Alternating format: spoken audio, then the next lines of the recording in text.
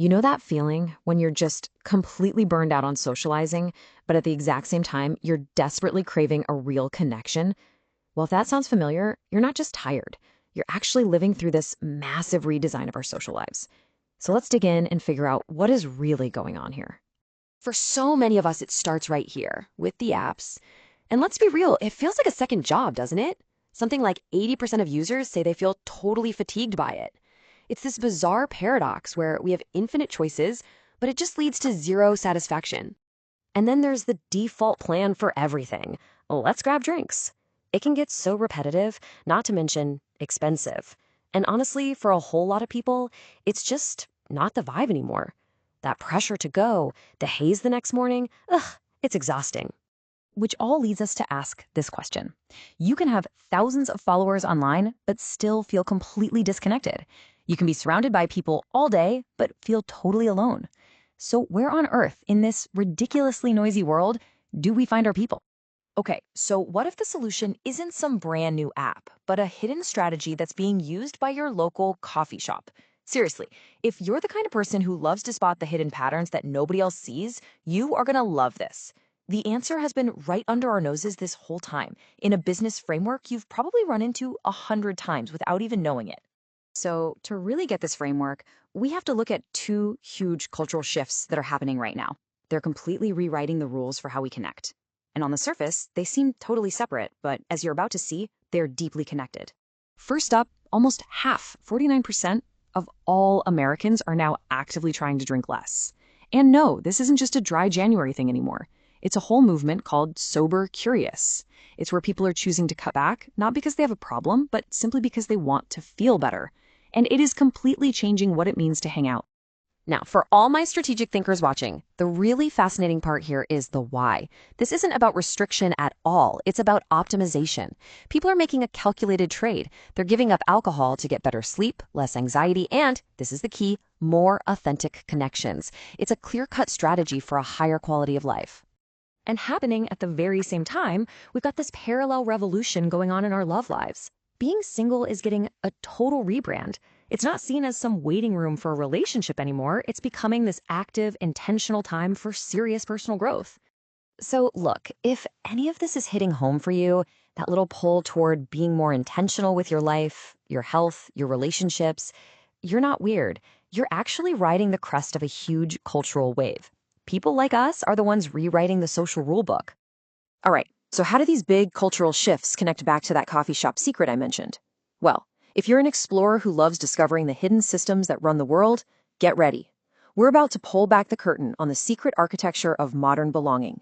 It's a business concept, and it's called the loyalty ladder.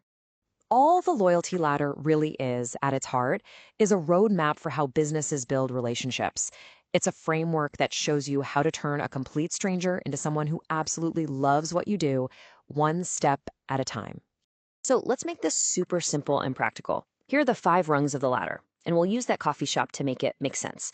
Right, first, you're a prospect. You're just walking by. Maybe you peek in the window. Then you buy a coffee. Boom, you're a customer. You come back the next day, you're a repeat customer. Pretty soon, they know your order and you're a loyal customer. And then you're telling all your friends about this place. That makes you an advocate. See? It's just a simple, clear, step-by-step path from total stranger to feeling like you belong.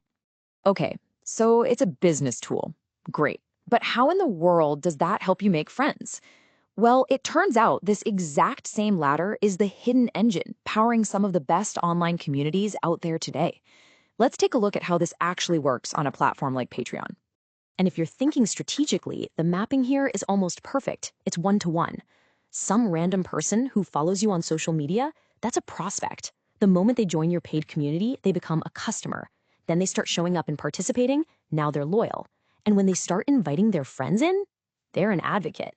It's a literal system for building your tribe.